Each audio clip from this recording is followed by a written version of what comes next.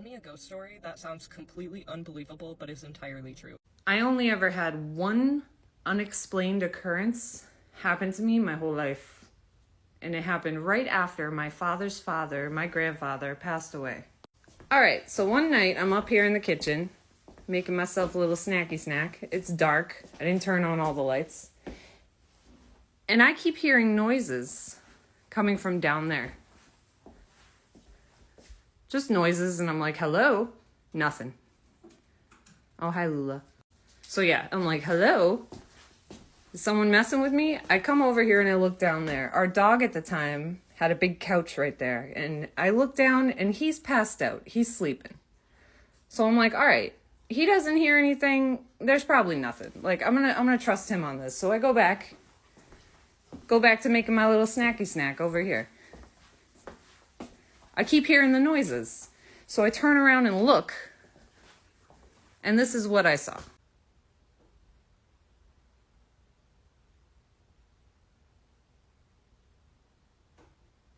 So I see this dark shadow, looks like it's peeking at me from around the wall. I'm like, hello? Who the hell's fucking with me in the middle of the night while I'm trying to get some food? All of a sudden, I hear growling. I come over and I look. Our Great Dane that was down here is no longer sleeping. He is standing up, hackles raised, growling at the exact spot where I thought I saw a shadow.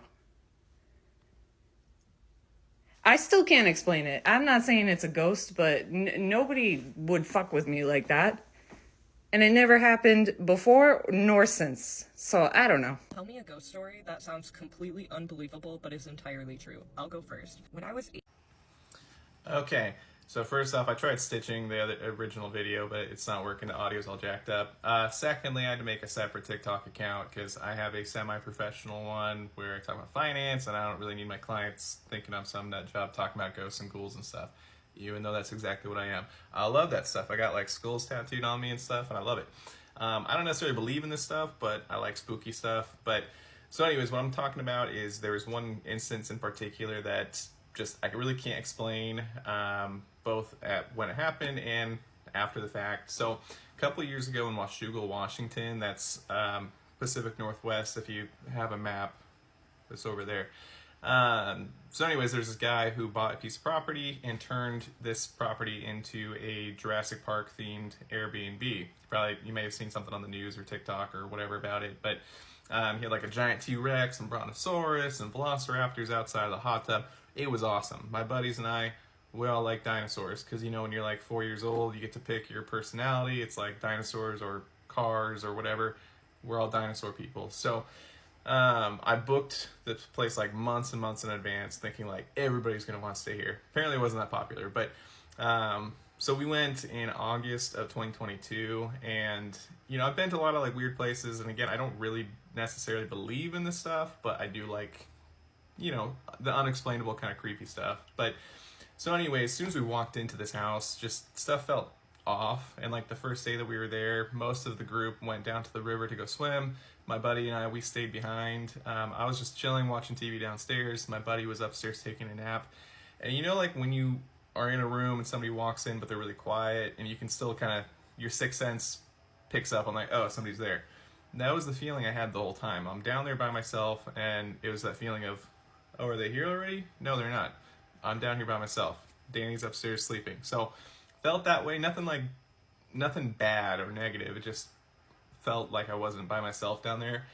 But then the really weird part was, because it was basically like a teenage girl's sleepover except for a bunch of dudes in our 30s. So we brought, you know, Ouija board and dowsing rods because we just wanted to, about half the group is into the kind of creepy stuff. Half the group hates it and believes in it, and they all kind of ran and wanted nothing to do with it. So anyways, we're playing with the Ouija board and the dowsing rods, and which I've played with this stuff before, and again, I think it's just a toy. It's just whatever, but I can't explain what was happening because we were getting really clear answers, and ultimately, I mean, we were talking to something for a long time with both devices, both toys, I should say.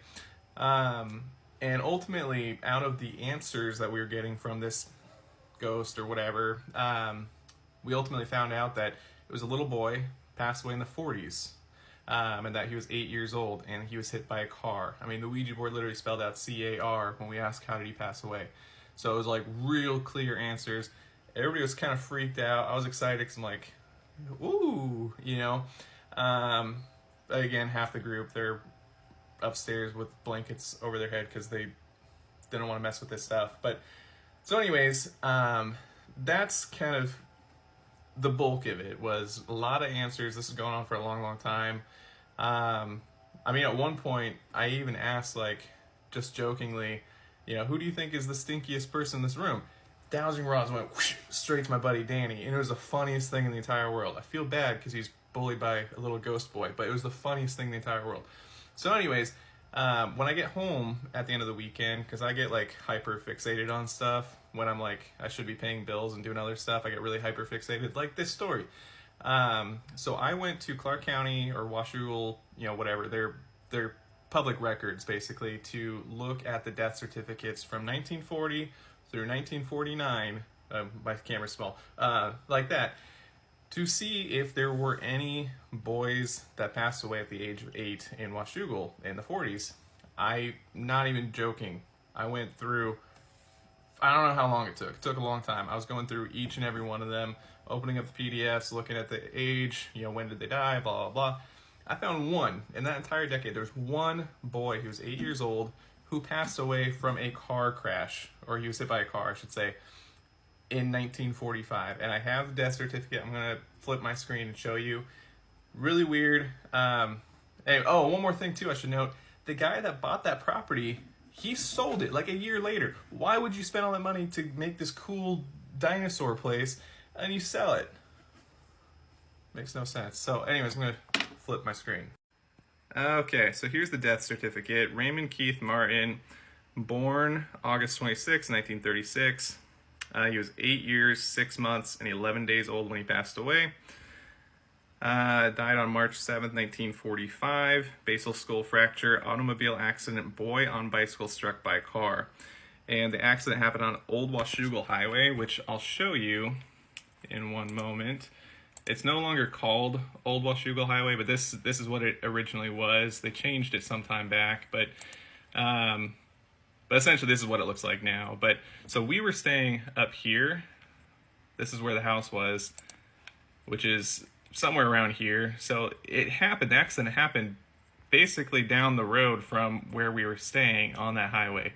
So it's not like he was on some completely opposite side of the state or the city. This was like very local. So anyways, real weird, real creepy. I'm liking all these TikToks. All right, bye.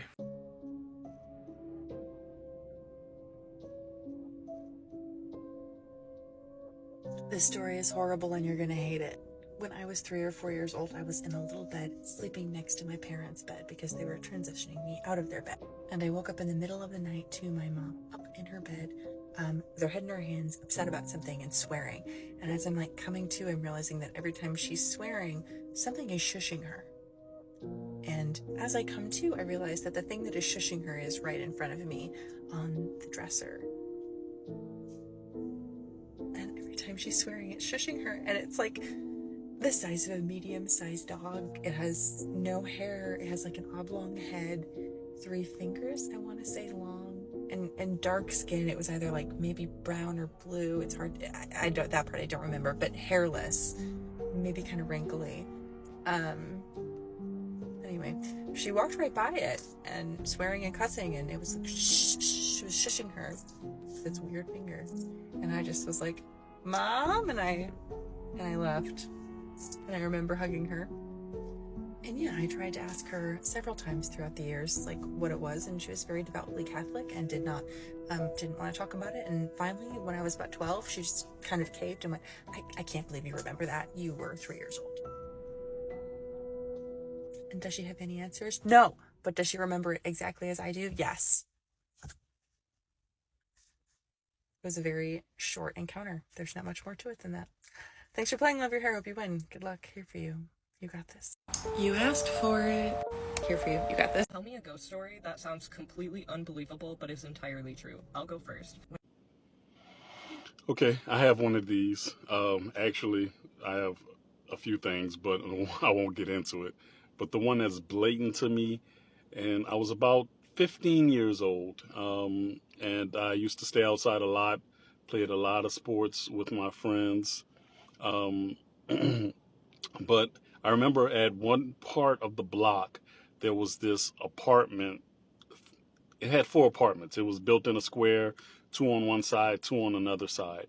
And I remember because there was an older lady that stayed in the apartment on the right toward the back. And she used to sell snacks and what something we would call down here are frozen cups or zips, or depending on where you're from, but it's just like frozen juice. You flip it over. It was a cool treat during the summertime. Anyway, her name was, let's call her Mrs. Green. And she was very friendly, very sweet lady. And one day we stayed out a little bit late playing, I don't know what we were playing, maybe basketball or football, whatever the case may be. We were out late, and it was dark. It got really dark. And to get to Mrs. Green apartment, you had to go down an alleyway, maybe about 40 feet or so, and there was no lights.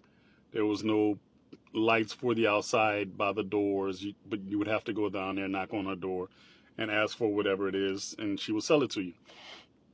Well, I was going that way, and there was an older gentleman who apparently was going that way as well. And I remember him because he had on a nice brown fedora hat. He had on like a blue striped tie and a jacket. I believe the jacket was brown. He was very well dressed. And he asked if Miss Green was home. I said, I think she is. I'm headed that way. Going to get me something to snack on. I'll tell you his name. He said his name was Ronald. I said, okay, no problem. So I go down the alleyway. I knock on the door. I tell Miss Green what I wanted. She gives it to me. I said, Miss Green, you also have somebody here that's here to visit you, ma'am. He said his name is Ronald. And he was standing at the end of the alley, and I can see him. But when I turned again, he was gone. I said, well, he was right there, but I don't know where he went. She said his name was Ronald. I said, yeah. I said, he came, he asked for you. He had on a brown fedora hat, and I described what he had on. And I can see the look on her face. It kind of went pale. And she was like, that's what I buried my husband in, and his name was Ronald, but he's been dead for a couple of years now. And I didn't know how to respond to it, and so I ran. I said, okay. I ran to the front to see if he was still there. Gone. Nothing. Nobody. Nothing. She just closed the door behind her, and I didn't repeat this to another single soul until now. Ghost story that sounds completely unbelievable but is entirely true. I never tell this story because I forget about it and it makes me sound crazy and like a liar. But I used to live in Savannah. I went to school in Savannah, Georgia. And if you didn't know, that's I think the most haunted city in America. And all of my any spiritual encounter I've ever had was there and nowhere else. Since moving, I've never had one. So we lived downtown. Me and my roommates lived downtown in this really old apartment on the 3rd floor. And I'm pretty sure there was a whole fire in downtown Savannah, and there's lots of history and lots of hauntings. So our apartment was definitely something was going on. For almost a year, we would all hear at night high heels running down the halls, and we just assumed it was the girls downstairs getting ready to go out and stuff. For months we would hear this, and it was many months later we came to find out it was a vacant Airbnb that they were renting out. So and it was an old couple that wouldn't be running around in high heels. So that was weird. I never saw lights turn on and off, but I'd turn off a light and I'd come back to that room and that fucking light would be on, and I'd be I just turned this off. This isn't my scary part. One day I was like sitting in the living room and my roommates weren't home, and we had this like heavy like cast iron candlestick holder, like, and it was like very heavy. In other words, like wind would not just blow it over. I was sitting there in broad daylight, like maybe watching TV, I can't remember, but that shit like flew off the coffee table onto the ground. Like it flew off the coffee table, a cast iron candlestick flew off, the candle shattered, and I like just started sobbing. Like my face was frozen, but my like tears were falling down, and I like texted my roommates and I was like, are you guys here? Like that was the scariest fucking thing I've ever seen. Like, you have some encounters, but to see shit like that fly in front of you, that was insane. But yeah, that was my scariest thing, and I've never experienced anything since moving away.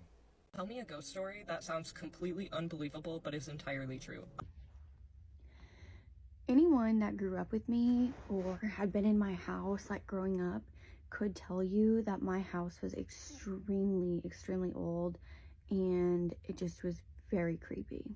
And yes, I'm doing this from my closet because I was putting away clothes. But stitching this video, there is something that I think about that still gives me the absolute heebie-jeebies. And it's not really something that I talked about with other people other than like my mom. When I was younger, I think I moved into that house when I was like 7 or 8. And between 3rd, 4th, and 5th grade, I had not like an imaginary friend. There was like a real man that I called Mr. Alexander that I talked to all the time. He asked me how school went. I would tell him. He asked me, you know, how practice went. I think I was playing soccer for like Tri-Township at that time. I would tell him about my soccer practice. Like, I don't remember a lot of our conversations, but the ones that I do remember were stuff like that. And my mom worked at a nursing home in town, and she just genuinely believed that sometimes when her patients would pass on, that they would come and visit me. And I was just very like, well, they would visit her, but because I was so sensitive to stuff like that, I would see them, talk to them, etc. I don't remember a lot of it. I don't remember discussing it with my sister, my brothers, like none of that. Well, Mr. Alexander went away my whole childhood. Like, I did not, when I like transitioned, I think out of elementary school and like into middle school and stuff, and you can sit here and think I'm crazy, that's fine. Like, I'm okay with that. I didn't see or talk to him or even remember him. Like, I did not think about him until I was about 16 or 17. My aunt had come to visit us, and she was going to stay the night.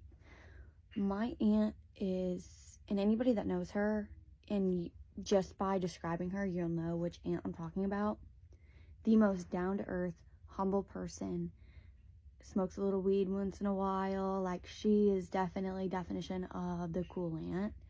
She's just a great human being. And she's never really been mad at me. I think one time I can think of her being mad at me, and this is the other time that I'm about to talk about 6:30, 7 o'clock. I have never in my life experienced anything like this with her. She was like jabbing me. Like, I'm talking full on, get up, wake up, super upset with me. I'm half awake. And I look up like, what is going on?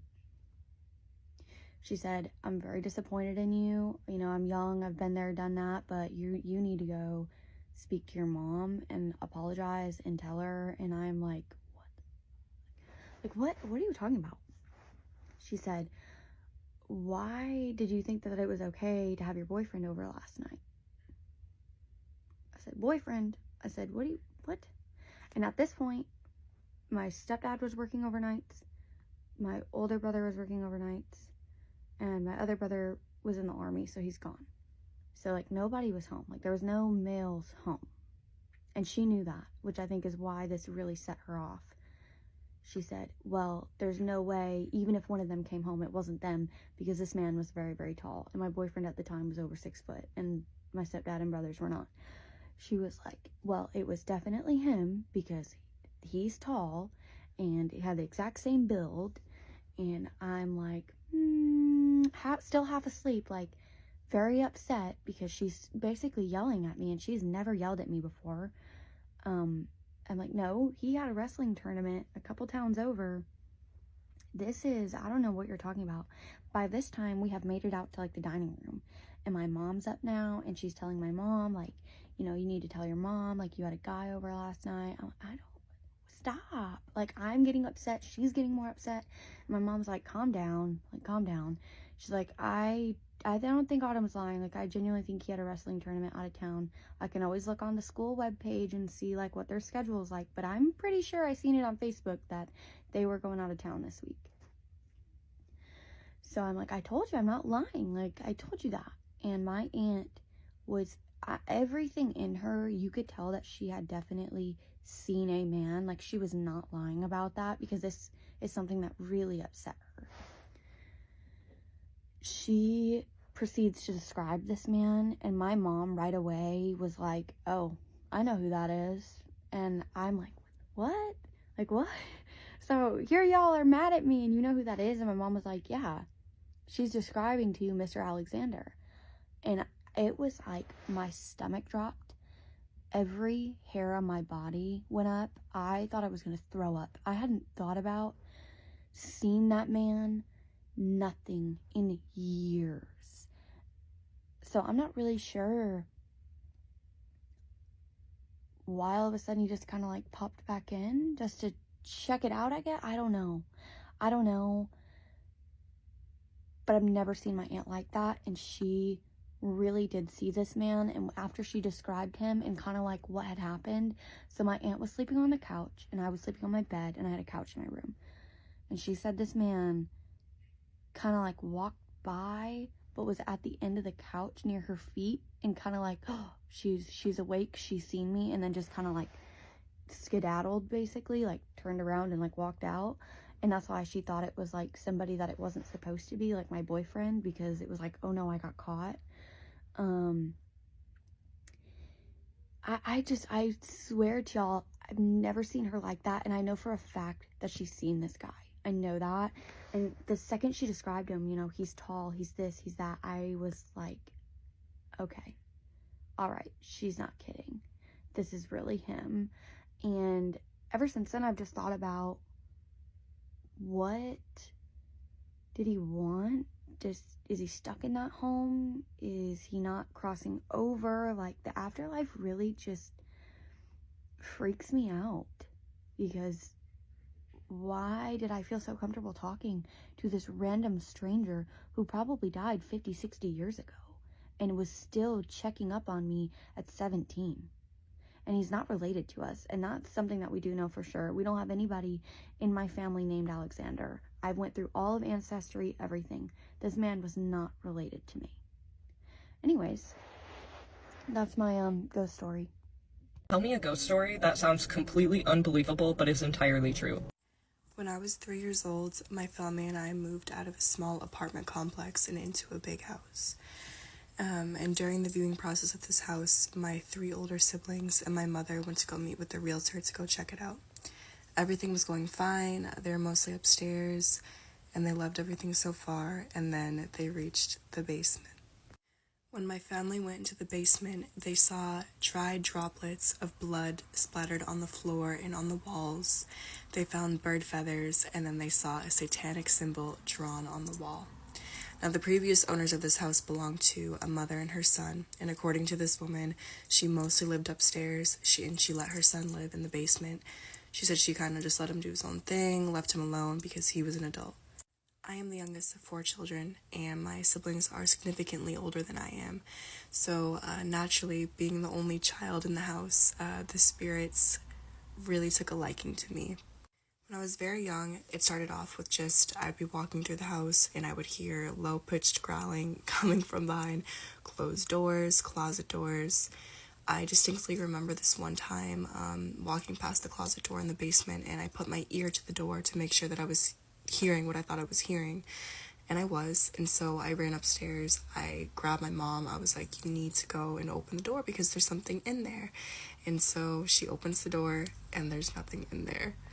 By the time I was age 10, it was no longer just low growling coming from behind closed doors, but it had also become banging on walls, things coming off of the walls.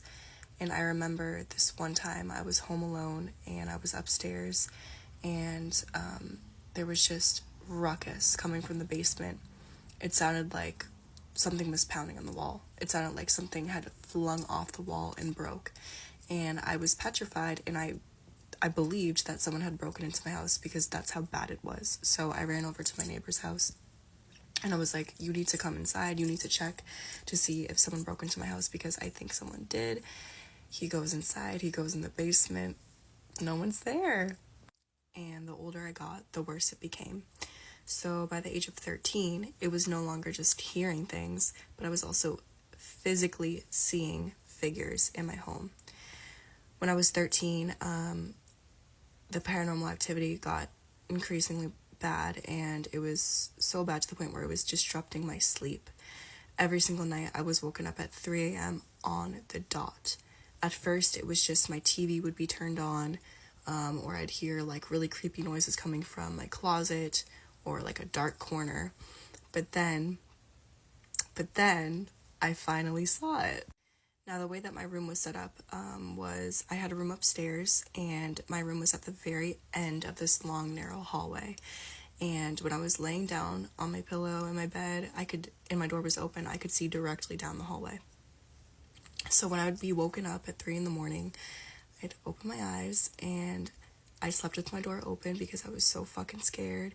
And when I would look down the hallway, I saw this very tall, dark figure. It was all black.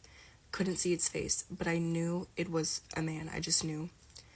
This figure, every single night, he would be standing at the end of the hallway, and he would walk slowly down the hallway into my room and stand at the foot of my bed and just try to intimidate me. My sleep had become so bad, and my mom didn't believe that I was seeing the figures that I was seeing, so she took me to a neurologist. She took me to several sleep studies, several sleep doctors, and of course, they all ran tests on me. The doctors could never come up with anything because my brain activity was normal, so they just conjured it up to me being a child, and it was just my imagination. It was all in my head. When I reached high school, most of my siblings had moved out of the house, and so I ended up taking my older sister's bedroom that was in the basement, which was very brave of me. But at this point in time is when the paranormal activity, it gets spicy. I would still be woken up at 3, 4 in the morning, but this time with physical pain. I would wake up with bruises on my body. I'd wake up with scratches on my body in threes. And one time it was so bad that I woke up from being choked. I would hear tapping on the walls, banging on the walls. I'd hear scratches. I would hear creepy ass growls, noises. And I also would often smell rotten eggs. At this point, I figured that whatever was haunting me was still the same entity that it was upstairs, the man I was talking about, but no. This time it was a woman because they took different shifts apparently. I don't fucking know. One of the very first times I had ever seen her, I was having a sleepover with my friends, and I was woken up in the middle of the night. Classic. And she was standing in the corner of my bedroom, and she was just standing there staring down at me. She had a long, tattered dress. Her limbs were all decrepit and broken, and her hair was long and ratty and dark, and I could not see her face. At this point in time, I had grown so accustomed to this shit that I just didn't care anymore. Like, it was a part of my life, and it didn't scare me. I remember waking up, looking at her, and being like, I'm going back to sleep. To reiterate, I never really spoke about this with my siblings. Again, my mom didn't believe me, and I had already grown indifferent to it, so it was just kind of whatever. But there was this one night. My brother was still living in the house, and he was the only sibling of mine living in the home. And it was Black Friday. I think I had to be like 18, and I was at the mall with my friends. It was around 2 something in the morning, and I get a call from him. and he's like, you need to come home right now. I am not going back into the house until you get here. This really freaked me out because my brother has had several experiences with like paranormal shit, and he's never been scared before. So I rush home, and he's standing outside, he's pacing, and I'm like, what happened? And he's like, I can't talk about it. I don't want to talk about it. I was like, okay, let's just go in the house together. So we go in the house, we go up the stairs, and we're in the kitchen. And at this point, like, I'm just trying to ground him, so we're just talking about like random things, you know. But finally, we decide that we're gonna go back downstairs into the basement into his room. But in order to do that, we have to pass that long, narrow hallway. And my family was sleeping, so all the lights were off. As we're passing the hallway, I hear a very low-pitched growl coming from the end of the hallway. I didn't say anything to my brother. I didn't look at him. I didn't act different. We get downstairs and we get into his room, and he looks at me and he says, did you hear that?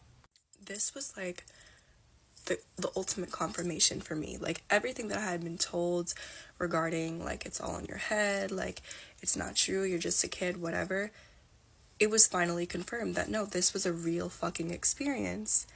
Finally, he tells me why he wouldn't go back in the house, like what scared him. And he told me that he was going out for a cigarette, and before he went out the front door, he had a really horrible feeling. He turned around, he looked up the stairs, and it was that woman that I had seen previously. He described her wearing the same thing, he described her looking the same, and he said that she was just standing at the top of the stairs, staring down at him, just trying to scare him. As the years passed, my brother and I finally, eventually, got them out of our house. It took a lot of time and intention, but we did it. After that, like, the paranormal activity was not as heavy or dense. I mean, things would move on their own and stuff like that, but it was not at all what it was before. When I was 23, my mom sold the house, and so I moved out. The very night that I moved out and into the new place, I had a dream of the 3 entities, demons that were haunting me, and finally they showed me their faces, and they were essentially like, goodbye, like, this is it, you've been released. When I was in high school, I had to be like 16 or 17. There was this girl who went to my school, and we're just gonna call her Christina. Now, Christina and I were not necessarily friends, but we were like acquaintances. Every time she saw me in the hallway, she would always embrace me with so much love and authenticity. And just be like, you look so beautiful today. It's so good to see you. Like, how are you? One of Christina's defining physical attributes was that she had really short, brown, curly hair. There was one night that I was getting ready to go out with my friends for dinner, and I was in my room, and I was doing my makeup. My brother comes in my room, and, you know, we're just having casual conversation, and he looks at me, and he goes, there's a girl here. And I was like, what are you talking about? And he was like, there's a girl standing in the corner of your room. I was like, okay, like, what does she look like? And he goes, she has really short, brown, curly hair, and she said that she knows you from high school. I had literally no idea who he was referencing at the time, and I was like, okay, that's weird. And I was like, what is she doing here? And he goes, she just wanted to come and say hi to you, but she's really, really happy. Later that night, when I went to dinner with my friends, you know, we were just having dinner, and my friend, I believe at the time, she got a text message, and she announced to us that Christina was found unalived in the woods that night. We were obviously all mortified, and I just remember sitting there, like, in shock, and then it clicked in my brain, and I was like, guys, my brother just saw her in my room before I got here. I don't know why she chose to pass through my space in that moment, you know, and what it was for her. I don't know why she wanted to say hi or anything, but it is obviously something that I will never forget. Tell me a ghost story that sounds completely unbelievable but is entirely true. I'll go first. When I was Okay, so this one's a little bit wild. It's about my niece, and you know how people always say that children can, like, see spirits or whatever? So this was when me and my husband when we first started dating. Um, the only child was his older sister's daughter, and we were babysitting her or something, and I remember I was changing her diaper, and she was just staring above me. Very, very, very intensely. I think she was about like 1.5, maybe almost 2. And she's staring above me, like over my shoulder up at the ceiling, like really, really, really, like not breaking this. And normally she cried whenever you would change her diaper. But no, she was locked in to something above me. So I was like, who are you looking at? And she just kind of didn't say anything. She just kept staring. And so I fixed her diaper, and she stood up, and she's still staring up. And then she kind of does like this and like follows with her eyes as this something is moving across the ceiling. And she follows it down the hallway, and she stops up at the end of a door frame and stares up at the corner of the ceiling in this door frame. And I was like, baby, who are you looking at? And she says, he wants to play. So I said, who? Who wants to play? And she said, him, he wants to play. I said, no, he doesn't. I said, no, he doesn't. And she was like, come on. And she's doing like this while looking back and running towards me. And I had seen, like 2 things before this happened too. But she like rolled a ball into the kitchen, and it didn't hit a cabinet or anything. It stopped and rolled back to her. Like, it wasn't that it hit and bounced, is what I'm trying to say. Like, it literally stopped at a place where it was nowhere near where something that was going to hit, and rolled back to her as if somebody stopped it and kicked it back. She had also told her mother that there was someone sitting across from her on her tea party, who was a woman. She was very sad. She had bloodshot eyes and black all the way down her face, as if it had been mascara running, as if this woman had been crying. And what else? One time whenever I was and this is all my husband's family. Nothing really happened in my family, but one time at the same house, I actually had woken up at 3:33 on the dot, which is already kind of like a really scary number. And I woke up and I walked in, and the door, I was using the bathroom, and I had like my eyes shut, and I was just kind of leaning over, like, when you're sleepy. And their door kind of already closes on its own. I don't know if it's like on a hill or something. I don't know. But it started to close, and then it was like really fast. So I perked up on the toilet, being like, what the hell was that? And I walked in, and we are Christian in this household, so this is whenever when I would stay over at my boyfriend's house, now my husband, and we had to stay separate. So he was on the couch, and I saw a person in the corner, and I looked, and I didn't know if Aaron was like standing. Why would he be? I don't know, but I was still kind of out of it. I had just woken up from a dead sleep, and this person was just standing there, and I said, Aaron? And nothing happened. And then I look, and at the end of where you can see this person, and the end of the couch was Aaron's foot. So I was like, oh. So I said, Ron? Because it was near the front door. Maybe someone's looking out the front door. No.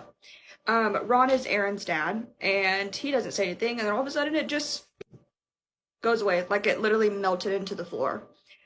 So I started praying and singing a lot of hymnals that I remembered, and I ran into the bedroom that I was staying in, and I closed the door, and I prayed myself to sleep because I had no idea what I witnessed. Same house, his mom says that the lamp will flicker all the time, and she'll tell it to stop, and it'll stop, as if people are like oh my gosh, whatever, is trying to like turn it back on and back off. So yeah, that's my ghost story. So this person is asking people to tell their ghost stories that sound not true at all. So I thought I would chime in because I believe in ghosts. I'm into all that, but there was nothing more terrifying than this experience I had, and my brother also had the same experience. We were probably 9, 10, so I'm a year younger, and we used to live in this 2-story house. Some of our other family members lived there. We had older siblings, but they were so much older than us that they were never home. And our mom had gone away for the weekend. So we had an aunt living there and her 2 kids that were teenagers, and they all shared a room. So my room was at the top of the stairs at one end of the hallway, and our mom's room was directly straight across at the other end of the hallway. And my brother used to sleep in her room when she wasn't home because he wanted a big bed. And so me, being the annoying little sister that I am, I used to get so mad because I was like, why are you staying up late? You know? And I think it was a Sunday because we had school the next day, but our mom was gone. And so we used to sleep with the hall light on because we were scared. And I would sleep with my door open. And I remember I went to bed one night and I woke up and it was like 2 o'clock in the morning. And I could see down the hallway that the light was on in our mom's room. And so, like I said, annoying little sister, I got up to yell at my brother because we had school the next day. And I go down the hall, open the door, and my brother's in bed and he's facing away from me, looking towards the window, sleeping. And there's a woman in bed with him. And I remember she was small, but she was sleeping halfway down the bed and her feet were sticking out and they were dirty and her hair was dark. And I remember thinking, oh, my sister must have dyed her hair because my sister was not a brunette. And I didn't think anything of it. Went to bed, didn't see her face. I wake up the next morning to my brother shaking me and going, why did you leave me in the middle of the night? And I was like, what the fuck do you mean, first of all? And I was like, that wasn't me, that was our sister. And he was like, she's not here. And the thing is my brother, when he woke up in the middle of the night to this woman sleeping with him, he also never saw her face because she was sleeping away from him. And to this day, we have no idea who it was. It wasn't any of our cousins. It was not our sister. And I don't know. So enjoy that. Tell me a ghost story that sounds completely unbelievable but is entirely true. I'll go first. So I went to college up in the Finger Lakes, and at the time I had been dating someone who lived kind of outside of Ithaca, and he kind of lived in the middle of nowhere, and there were 3 separate times that got me considering whether I actually believe in ghosts or not. The first incident happened, I want to say, not too long after we first started dating, and we were driving home one night, and this road, there's not really any turnoffs, there's not really any driveways, there's no homes on this part of the road, it's just one straight line through a thick of trees, and there was a car that was tailing us, and just unnecessarily so. There's no one else on this road. There's no need to be riding our butt. We kept watching him through our mirrors, and at one point, the lights just disappeared. And we had no idea where the car went. And there are no driveways. There are no other roads that connect to that street. So that was kind of like the first time that we were just like, it's really weird. We both talked about it the rest of the way home, but ultimately after that, we just kind of forgot about it. So fast forward like a year later, and I'm driving from my school to his house to spend the weekend with him. And I am on that same stretch of road, and I'm driving. I had just turned onto his street, and I saw this guy walking alone at night, and he was so freaky looking. He was tall, he was wearing this like ratty suit, and he was really, really skinny. His eyes were sunken in, his hair was a mess, he looked dirty. I don't know. And at this point in our relationship, like, I felt pretty confident that I kind of knew there weren't a whole lot of neighbors around, but I pretty much recognized everyone who lived in that area. And this guy definitely did not look like anyone that I had seen before. So as soon as I got to his house, I told him what I had seen, and he told me to stay at the house, and he went and took his truck and went looking for the guy. Couldn't find him. There was no sign of him. So I was pretty shaken the rest of the night. The last thing, maybe also like another year later, so this is now like 2 years into our relationship. Also, I'm sorry about the snoring. I have my Frenchies. So this is about like 2 years into our relationship, if I have the timeline correct. So he lived in a very small house, very old house, so you could hear like everything. So one afternoon, we were completely alone. His roommate and his girlfriend were out for the day. We were out in the back, just hanging out. We were on the back porch, and we distinctly heard the sound of heavy boots walking across his front porch. And it was so startling that we both stopped what we were doing and went around front to make sure that no one had showed up, because we didn't hear anyone. Like I said, you could hear everything. There was no car, there was no person, but we were both very freaked. Like, there is no doubt that we heard the sound of boots walking across wood planks. There were probably more things that maybe I don't remember. Maybe they were smaller, less significant. But I definitely, over the years that I was in that house, it made me uneasy. He used to work like night jobs, and I hated being in that house by myself because I was so convinced that like whatever that person was that I saw that one night was gonna just show up, or I don't know, my mind, I have anxiety, so my mind tends to go to really bad places. But yeah. Tell me a ghost story that sounds completely unbelievable but is entirely true. I'll go first. Okay, so I got a lot of requests for this video, so this is going to be my S-Walker story time. So this story takes place in the summertime of 2008, and at the time I was at my boyfriend's house, and his nephew was, there with us, and he needed to get home. So it was like 1:30, maybe 2 o'clock in the morning. We were driving him home, which he didn't live far, but he lived off on the reservation, and the road's completely unpaved in that area, and there's no street lights. So it's just complete pitch dark outside. And at the time, my boyfriend, he had this very annoying habit of blasting his music as loud as humanly possible every time we got into the car. So it's like 1:30 in the morning, and he has a sound system in his car, so the car is like shaking and rattling while we're going down this silent road. So in the distance, you can see the single lane bridge that's up ahead, and we're kind of approaching it pretty quickly until something flies across the road. And I say flies because it moved so quickly, so fast, that all you saw was like a black blur across the street. And immediately we turn off the music and we're all just completely silent. So we proceed toward the bridge, and then the smell comes.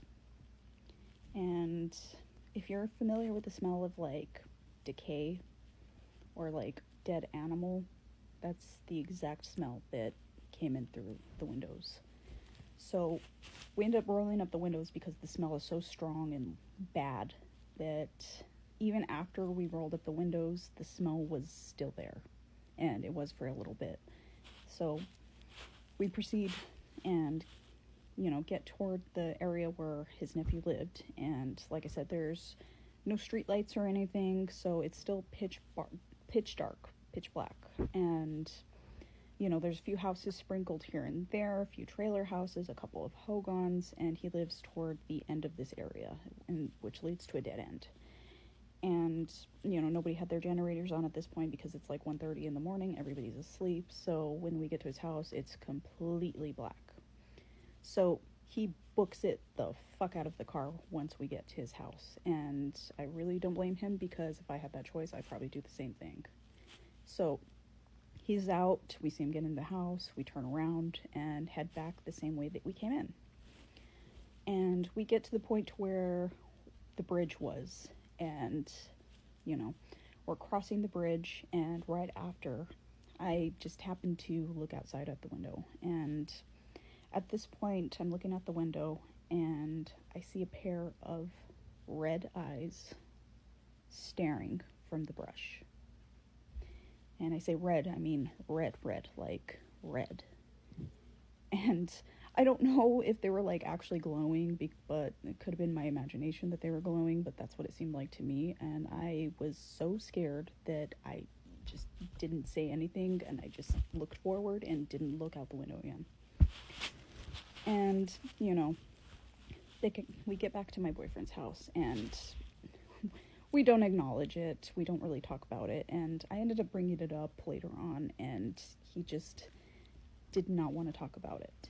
You know, immediately it was like, I know what I saw. I don't want to talk about it. We don't need to go, like, we don't need to say anything. I'm like, okay.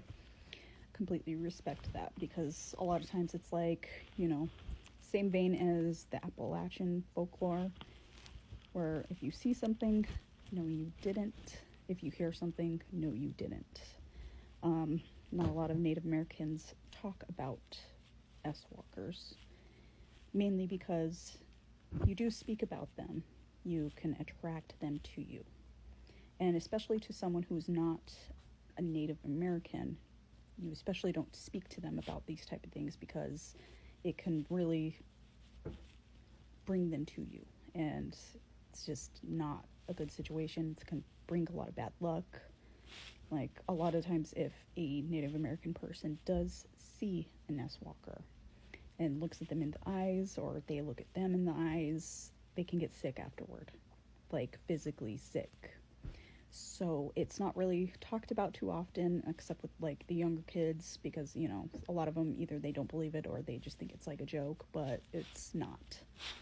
So we didn't really discuss it, and I only told the story maybe like to a couple of people in my family, but other than that, I really don't talk about them, mainly because I just don't want to attract anything to me, even though I don't live in New Mexico anymore. Don't live anywhere near it, but you never know what you might attract if you say it out loud. So trying to be as respectful as possible and not acknowledge the actual name. But that's my S-walker story time, and I have a couple of other stories to tell if anyone else is interested. Just let me know. Tell me about the weirdest dream you've had that you don't actually think was a dream at all. So this story takes place in 2013. My now husband, but boyfriend at the time, and I decided to go with our roommate down to the city of Zuni. And the whole reason for us to go down there was because, first, our roommate is from Zuni, so he's very familiar with it. Went there a lot as a child, you know, specifically for, you know, to visit him with my family and everything. But for this particular time, we were going to visit a statue that's in Zuni, and it's very famous. It's called the Santo de Niño. And it's a child statue. It's supposed to be Jesus, I think, at the age of 12, somewhere around then. But it is a child statue, and there's a lot of lore that comes with this statue. The same family has owned this statue from generation to generation. It's very old, and it's mostly in a glass case, but you are allowed to go and see it, and you are allowed to even like touch it and ask for blessings. My husband had never heard of the statue before, and, you know, I had seen it once maybe as a child, but never actually went in to like touch it or anything. And there's a lot of stories about it, mainly that people bring offerings to the statue, and a lot of times it's shoes. And people will bring brand new shoes to this statue, and there's piles of them all over the house where this statue is, but all of them are used. Now, the lore around this is that the Santo de Niño statue walks around at night, and when you bring it shoes, it uses them, and by morning, the shoes are completely used. And, you know, I had always heard this story growing up, and, you know, didn't really think much of it, and I'll admit I was a skeptic, and in that vein, I probably shouldn't have gone to request a blessing. being that I was a skeptic at the time. But my husband wanted to go, and our roommate was more than willing to take us, so we went. My husband went first. There's a very specific way you're supposed to approach the statue. You're supposed to stroke its face and silently request a prayer, make a wish, what have you.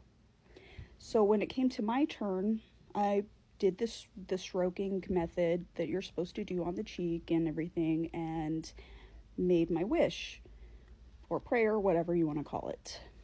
And I didn't think much of it, and the roommate at the time, he knew that I was kind of skeptic about it because I had heard about it growing up, but you don't always believe, the little tales that you get told when you're a child. So I didn't think anything of it, and I really should have. So after our, little outing and everything, we went back home, and later that night, I went to sleep, and I was woken up in the middle of my sleep by a child pinching my face.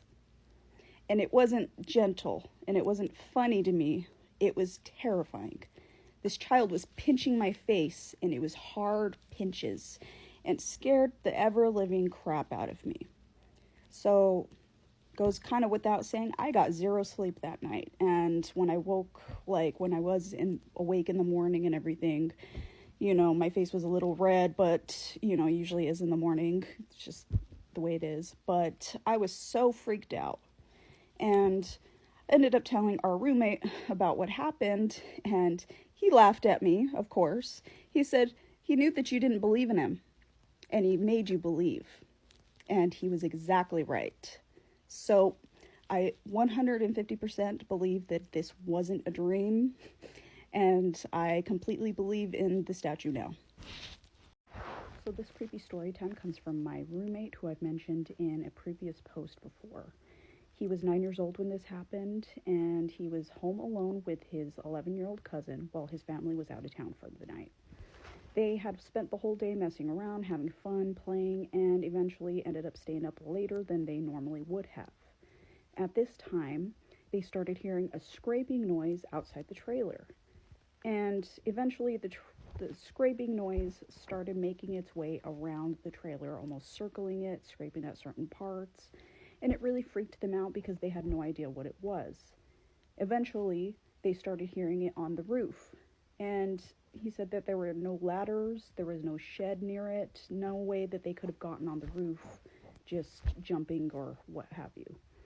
So at this time, they're both terrified, being, young kids. So they hid on the recliner that was in their living room and huddled together until they fell asleep eventually, and then they woke up in the morning when sunrise was coming. So after they had heard that and they were terrified, they ended up going outside to investigate to see if they can see anything that had happened. So when they start looking, they notice that there are footprints leading around the trailer. So they start following the footprints, and the footprints eventually turn into animal prints, which lead away from the trailer. Both of them were completely terrified, and they told their family when they got home, and for one reason or another, they were in trouble for trying to investigate. But that's his story time.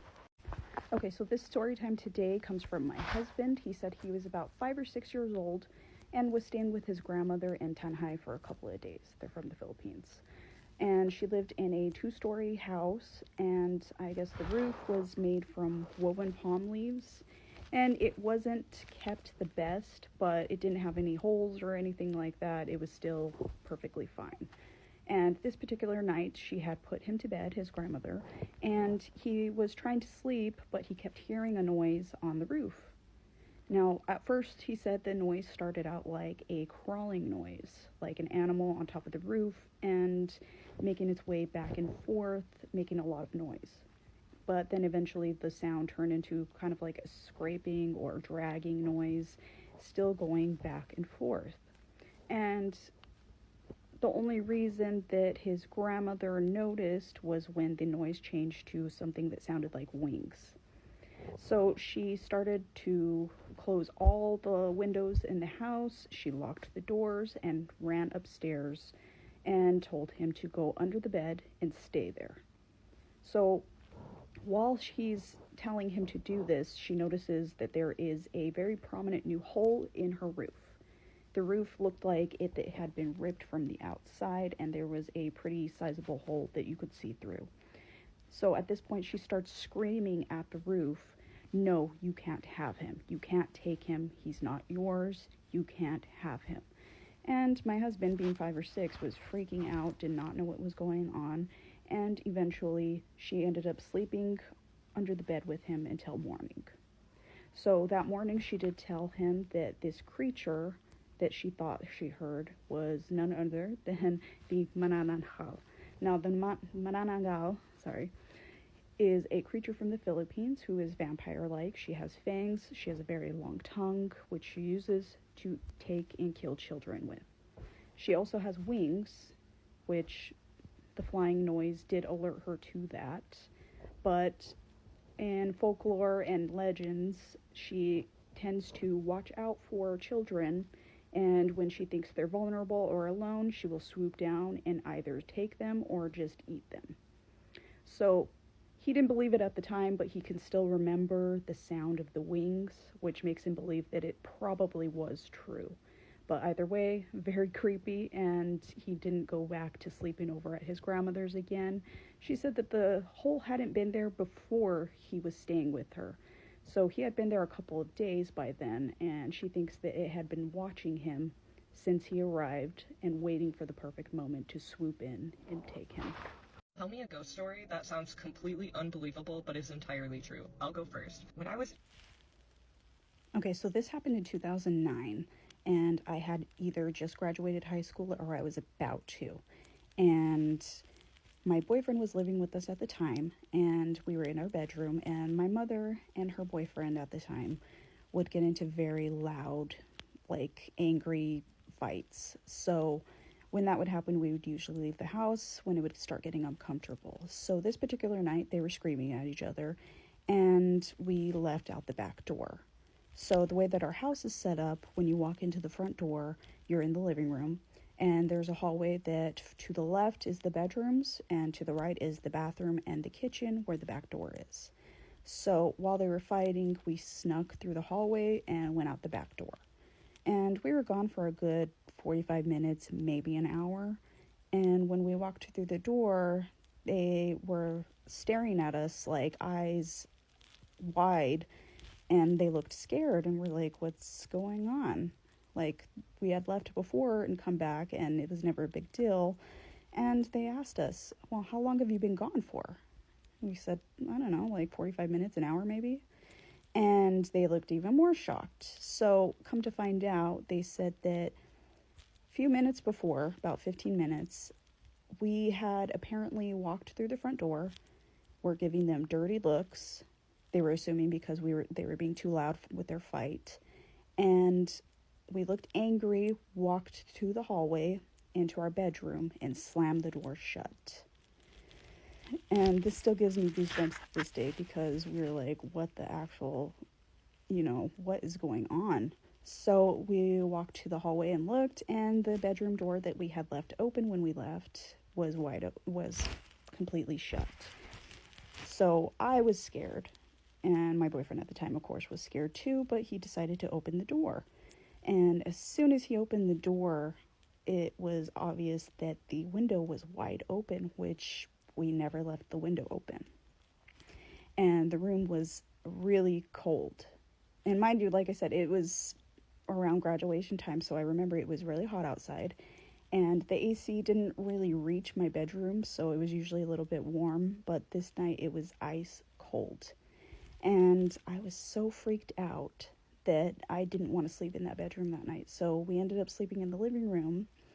And it still freaks me out to this day, because I have other stories. I grew up in New Mexico. There's a lot of, witchcraft stories I have, and, S-Walker encounters, things like that. And this was the first time I had heard about, any type of doppelganger situation. But either way, super scary to this day. A ghost story that sounds completely unbelievable but is entirely true. I've tried to record this video over 10 times, and every time my footage keeps deleting, so I'm going to do my best to quickly tell this story. If I don't have a lot of description, I'm sorry. So the story starts off, I am 12, my brother is 6 years old, and my mom has a very long time boyfriend that she is head over heels for, wants to move with him.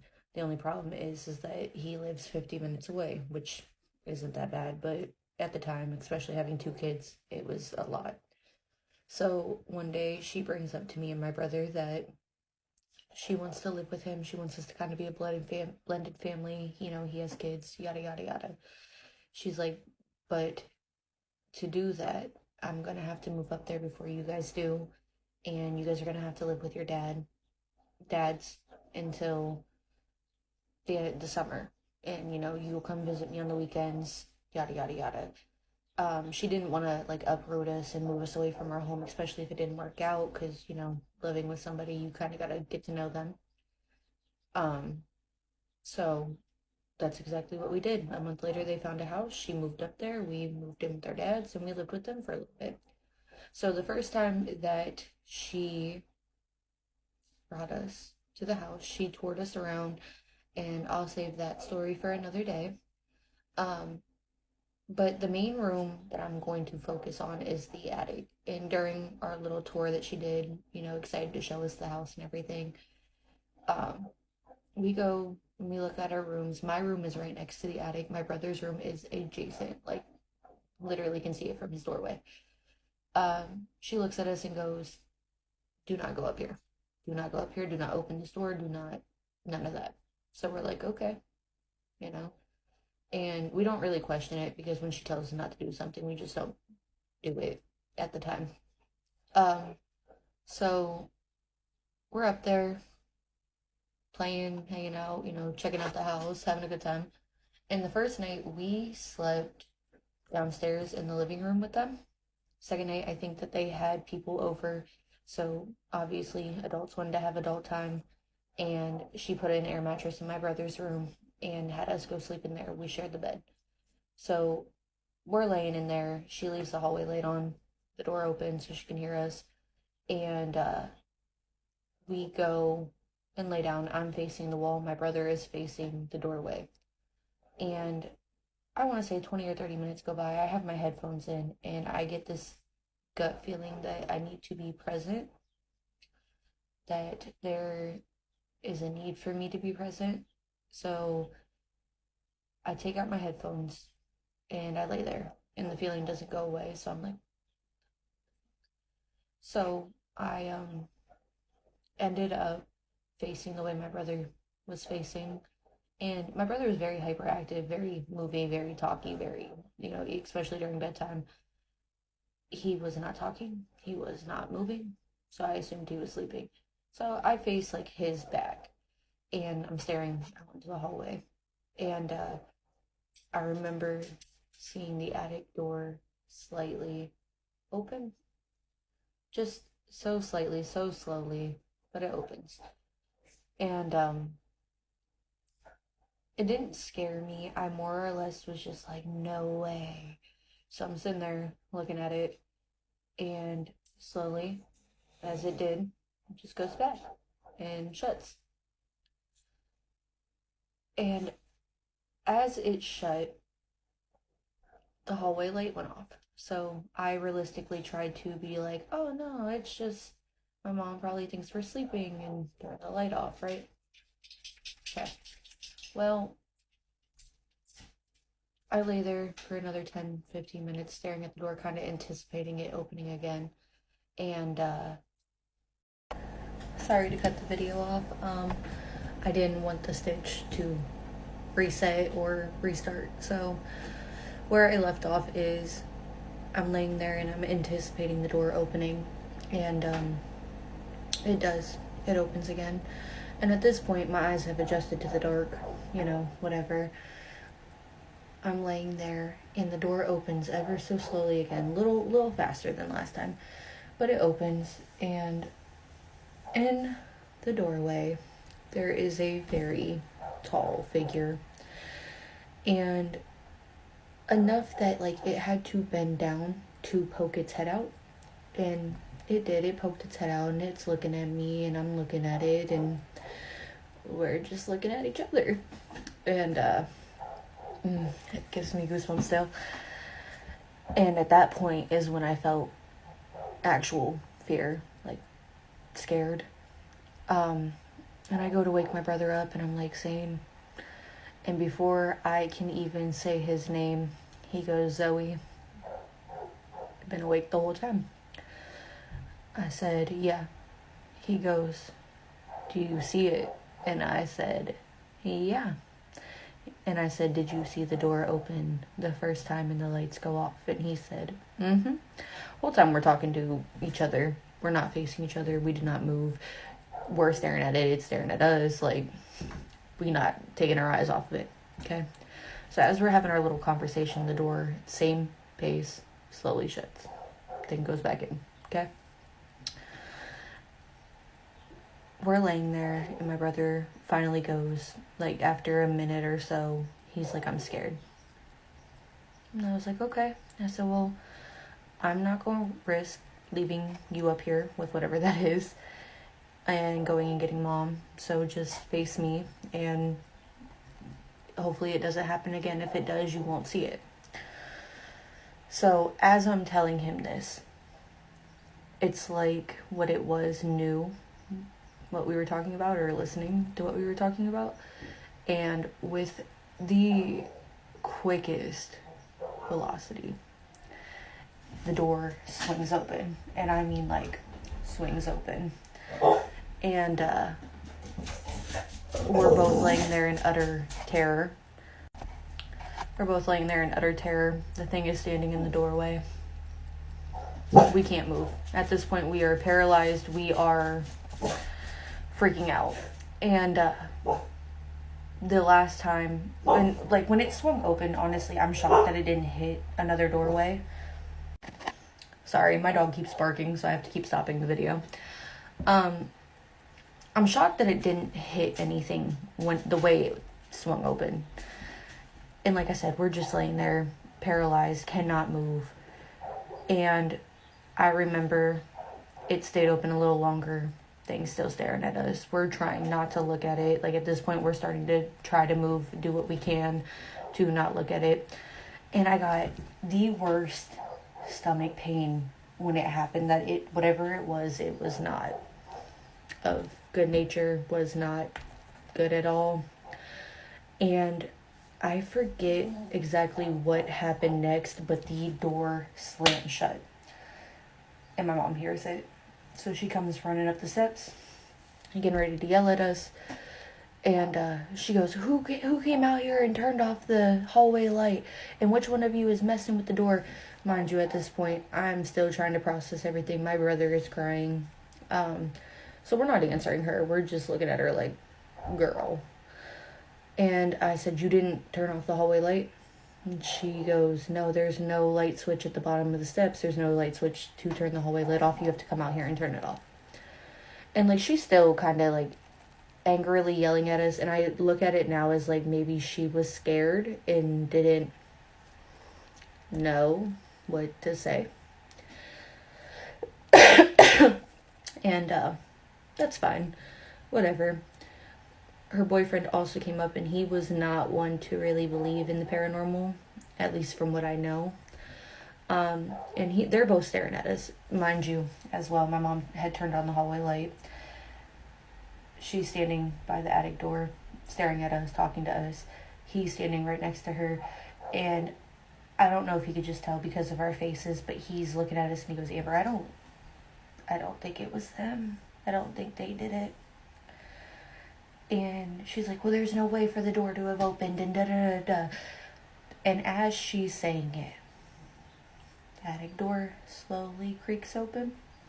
And I remember her looking behind her and just stopping and staring for a minute. He's staring, and she just slams that door shut and goes, all right, come on, come downstairs. That is the end of that story. The rest of the time in that house, they did not end up staying together. They ended up getting back together, but they did not live in that house too much longer, maybe like 6 months at most. Nobody used the upstairs. Nobody used the bedrooms. anytime that all of us kids were there, we would sleep in the room right next to the living room. And every time we came, I swear, in the middle of the night, you would hear the attic door slam. So I don't know what my mom had experienced prior to us coming, or what caused her to tell us to stay away from that, but I truly believe that whatever that was not good. It got the fear it needed from us that night. And I am very glad that honestly she came up after she heard the door slam, because I don't know what would have happened next. We weren't willing to go get her. But yeah, that's my story. Hi. Sorry to get back to you guys so late in the day. I went hiking today, and I honestly was shocked at the overwhelming amount of people that were liking and commenting and sharing and favoriting my video. I did not expect it to go that far. So thank you guys. I love the comments. Keep commenting. I like the back and forth of talking to you guys. I want to address the comment above my head. And the answer simply is yes. There was a bunch of things that were happening around the house before we came. The house was a fixer-upper. It was a really old, kind of, I don't want to say Victorian, but old-timey house. It was a historic house, my mom said. And her and her boyfriend fell in love with it. They were gonna buy it. There was, like, the first day that she went and toured it, she kind of already knew there was something weird there. I come from a very spiritual family, so I have a lot of stories and a lot of things that have happened. So if you guys do like hearing this, please let me know, and I will keep telling stories. But my family is very, like, on that same level as the paranormal. I used to be able to talk to them, and it freaked my mom out. I can see them, she can see them. We get gut feelings. It just kind of runs in our family. It's a thing. We all are aware of it. So yeah, but when she went and toured the house, she said that one of the things, like the big things that got her, was when they went and toured the attic, there was a rotten smell. And many people that do know what that is, it's not a good thing. If you don't, it usually means that there is something other than a spirit around or near. And she smelled it immediately. Nobody else that was up there touring, her boyfriend or the realtor, smelled it at all. So that was her first kind of instinct. And then one night she was left by herself, and she heard a childlike voice saying, "Hello, hi." So she followed it, and it took her to the attic. She said that she got all the way up into the attic and started thinking, like, why would there be a child in my house? My kids aren't here. Nobody's here with me. And that's when, like, she kind of got that sudden jolt of a spine tingle. And she said as soon as she hit the top of the attic steps, when she realized what she was doing, she smelled that rotten smell again, and went to run down the steps. And she told me that during that, she felt two hands on the back of her back that just pushed her down the steps. So she fell down the steps and went to grab the railing to, like, pull herself back up, and when she went to grab it, something placed its hand over her hand and immediately freaked her out. Like, as she's telling me this, she's still getting chills. And she said that her fight or flight kicked in to the point that she was like, I gotta go, like, whatever this is, it's gonna kill me. So she went to run, and whatever it was that had a hold of her had a good enough, strong enough grip that she, like, flung herself back into the attic, I guess, like the stair area. And she just kind of in her head kept telling herself, like, all right, this is it, this is how they're gonna find me. And whatever it was released grip on her hand, and she immediately shut the door, locked it, and that is why she did not want us to go in the attic. So when that happened, she knew immediately what it was and was not messing with it. Like some of you guys already guessed that something had to have happened with the attic. Yeah. There are many more stories that she told me today. I talked to her for 2 hours and we talked about this house literally the whole time. So, I mean, if I get the likes and the comments and everything, if you guys wanting to see it and being interested in that, I would love to share it with you. I really would. So, just let me know. Tell me a ghost story that sounds completely unbelievable but is entirely true. I'll go first. I have a lot of stories I can tell about this, but I'm going to start with when I was in 7th grade. I stopped being able to sleep in my bedroom because my closet and my bed would constantly make noise in the middle of the night and it would keep me up and scare me as well. I couldn't sleep with my back to my room. If I woke up with my back to the room, I had to flip around immediately, and eventually got so bad that I couldn't sleep in there. So I started sleeping in my sister's room on a futon. This lasted for probably a good couple of months, I want to say, which is kind of embarrassing to say as like a 13-year-old, you're sleeping in your little sister's room because you're afraid of your own bedroom. But like I was afraid of my own bedroom. I wouldn't go in there without turning on the lights first. That door always had to be open. If the door was closed, I would literally make my mom or my dad open the door for me. So one night I'm asleep on the futon in my sister's room and middle of the night, and I am awoken and I shoot straight up out of my sleep and I sit up in a sitting position and I look above me. And there is what appears to be a blonde woman. She was wearing blue jeans and she had a white t-shirt on with like maybe a black jacket or like a dark gray jacket. It kind of looked like she was wearing a denim jacket, as weird as that sounds, but had blonde hair and had a lot of light emanating off of her, which was crazy. And she was in kind of like a Superman pose. You know how when Superman would take off from the ground and he had his one arm out and he's like, well, I'm going to do that. So it was like that pose, but facing the bedroom door. And this is the bedroom door of my sister's bedroom where I've been sleeping. And that opened up to the hallway where there was a night light. So you could see ambient light in the hallway, like if you had to go to the bathroom, et cetera, et cetera. So I notice there's no light in the hallway. I can't see anything past the door. And then as I'm waking up a little bit more, I can see in the doorway, there is just kind of like this mass. Didn't look like a person. It just looked like a ball of energy, maybe about 4 feet tall. And it looked like, when you rub your eyes really hard when your eyes are closed and it looks like staticky and kind of negative space in your eyeballs? It looked exactly like that.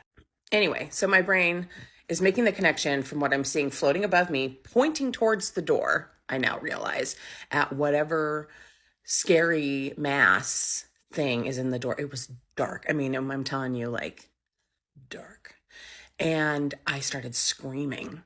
I didn't know what else to do. I started screaming and I pulled the blankets up to my face and I started screaming so loud, go away, go away, go away, go away. Screamed so loud, of course, that I wake my sister up. I'm in her room and woke my parents up, whose room was right next to my sister's room. They come in, flip the lights on, and everything goes away, obviously. And then I look at the clock and it's like 4:17 in the morning that all of this happened. And I'm trying to explain to them what happened. I'm inconsolable. I am shaking. I'm terrified at what I saw. So I'm screaming. I cannot calm down. My parents are trying to calm me down. And then my dad is like trying to be rational about what I saw. Like it must have been headlights. There's no way headlights shined in through our backyard into my sister's room to reflect on the ceiling. That car would have had to have been in our backyard. He never liked me to talk about this stuff under the guise of I'm going to scare my sister, but I realize it's probably because I was scaring him. He was very superstitious Irishman. God rest his soul. Anyway, so that stuck with me for months. And after that happened, I stopped being able to sleep with the lights off. I had to sleep with the lights on for, I want to say maybe a couple of weeks. And finally, my parents like tough loved me into going back into my own bedroom. And I stopped being able to sleep when that happened. I would fall asleep and be awoken to what felt like someone kicking the bed frame. Like, you walk by, you kick the bed frame with your toe, but like doing it in a rhythm, and it would wake me up and it would go on for hours. So I started sleeping in the living room. I really couldn't go in my bedroom anymore for the longest time. Somewhere down the line, my mom said that the bed I had in that bedroom, they had gotten secondhand from a senior living facility.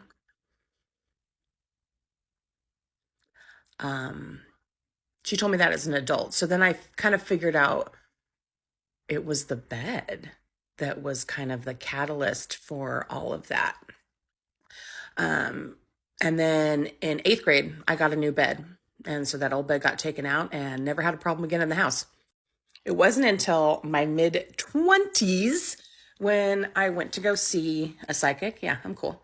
Went to go see a psychic because I've always had experiences and felt pretty in tune, if you will, to other energy that you can't really see. And went to the psychic, and before anything, she told me about my spirit guide, who was a woman with blonde hair, who came around quite a bit, especially when I was younger. Hasn't come around so much in my 20s or 30s. In fact, I haven't seen her since that experience. But the psychic also told me why she was there that night. And whatever other energy that was in the doorway was not a spirit. It wasn't a ghost. It was from some other plane of existence, of energy, but not good energy, if you catch my drift. Oh my God, can I? Also, let's have a moment for my dog in the background there. And also, let's ignore this. Yes, you can still get pimples in your 40s. More spooky stories. I grew up in Santa Barbara, California. People live there that aren't just celebrities like Oprah or Ellen. And Santa Barbara is a very old city. It was actually founded before California became a state. So it has some old history. You may also know it having the largest mission in the California mission system, if you're cool and remembering that from 4th grade. But it also has a lot of dark history. So I worked at a consignment store in downtown Santa Barbara when I was 20. A consignment store is a store where people that maybe have antiques or nicer old furniture would have the store kind of showcase and sell it for them. And then the store would keep a percentage of how much it sold for, kind of like you're renting the space to show your fancy old furniture. This store was pretty good size in Santa Barbara. It was on the corner of a very prominent street downtown. And it had a variety of old furniture, from stuff that just was someone's sad IKEA couch to like really nice Victorian era period wood furniture that was really high end. The building itself we were in was probably built around the turn of the century, early 1900s. And it had kind of like 3 different areas that were separated by walls with archways. And we kept the nicest stuff in the front room where the window was on the street. And that, I mean, it was like old Victorian sofas and writing tables and credenzas, as well as sideboards. These are things you might have to look up because no one has them in their house anymore. And being that it was an old crusty building, it was kind of, dusty, especially when we brought in stuff. It had to be cleaned. We actually had a mattress sanitizer on premises where you could sanitize mattresses, use mattresses to kill any, memories or bugs that might be in them. But that created a lot of dust. So we had to clean quite often. And typically I would be the person that opened the store, and I was there by myself in the morning for a couple of hours, easily, before anyone else would come in or even before customers come in. So I would take that time to clean. And I would usually start at the farthest end of the building over by the more antique, higher end furniture, and then work my way forward towards where we had more contemporary furniture, where our register was set up, et cetera, et cetera. And anytime I went to that front room where all of the nicer old Victorian furniture was, it was always cold and always felt really heavy and still in there. Like you've walked into a room that no one has opened a door or cracked a window in 30 years. So I'm in there, I turn on the lights, I start, me and my fancy chamois and my pledge, start polishing the furniture and removing any dust, etc., like that, before the store actually opens. And as I'm in there and I'm cleaning the furniture, I am very aware of feeling watched. And like that was the heavy feeling anytime in there. Like it felt like they had sets of eyes on you, right? And you're by a window, so maybe that's from outside, but it wasn't. It felt like it was like someone's like standing right behind your back. So as I'm cleaning in there, I find myself saying out loud, hey, no disrespect, I just have to get the dust in here and then I'll be out of your way. And I kind of surprised myself because I said that out loud, which made me take pause. I'm like, why am I saying that out loud? But then I just, kind of honored that feeling and just kept going on about my day and go forward, dusting furniture. I've made my way now to the front room of the building where the cash register is. And we had a lot of sofas. And on one wall specifically, there were entertainment centers all lined up against the wall. So as I was coming through and heading back towards the back of that front room to the register to get everything ready for that, I'm aware that some of these entertainment centers have their cabinet doors open, just like cracked a little bit, which is not unheard of if in old furniture, especially if you have a hot day, cold day. Wood can swell and, those things can pop open. They're old, so the locking mechanisms, may not work as well as they used to. Okay, so now I'm back at the register, getting everything ready for the day. I've closed all those doors as I, kind of came down towards the register. And I'm sitting there and I realize I can see towards the back at the front of the room again. So I'm at the back of the room, towards the front of the room, on that wall where all of the entertainment centers are, some of the tags are swinging. And that would happen if the front door was open, like creating a cross breeze through, but the front door wasn't open yet. It was still locked. So I'm sitting there and I'm watching these tags. And right when I notice the tags, they all start swinging counterclockwise, 2 or 3 at a time. And then it started moving down the row of those entertainment centers where 2 or 3 tags at a time would start spinning counterclockwise, like they were caught in a breeze. And it would have been a breeze if the door had been open and or all of them were moving at the same time, which they weren't. It would only go 2 or 3 at a time in succession, coming closer to me, closer to me, closer to me. So by that point, I'm very acutely aware of what's going on. And I'm looking straight ahead at those tags and I say, knock it off, really loud. And right when I said that, sorry if you can hear the gardeners outside deciding right now is a good time to leaf blow my front door. Anyway, right as I said that, from behind me in the next room, one of the mattresses that was stacked waiting to be sanitized fell from the top of the stack. And that's a queen size mattress. They're not lightweight. And there was no breeze strong enough to blow that thing off of the top of the stack. Side note, isn't a leaf blower literally the most obnoxious sound in the world? Like that's what they should use at Guantanamo Bay when they're torturing prisoners of war. Not music, not Rammstein. Fucking leaf blowers. That's fine, I'll just wait to finish my story. Anyway, so mattress falls right behind me. I jump, of course, out of my skin. I go over there and go, hello? Just to see if a customer had walked in or one of my coworkers had come in. Dead silence. I walk up to the front of the building where the front door is. It's still locked. The back doors weren't even open. I then requested to not open by myself anymore. And that's my other story, complete with leaf blower in the background and my dog on the couch. Well, Michelle, guess what? I got another one for you, and it's about a place both you and I know well. So let's talk about the haunted salon. So as I mentioned in my prior video, Santa Barbara is a very old town, and it has a lot of history. And one of the most historical areas of town is called San Roque. San Roque had the original stagecoach route that would go through Santa Barbara. So it's been heavily traveled, shall we say, over the years. That's not a double entendre. I just mean it's had a lot of, activity.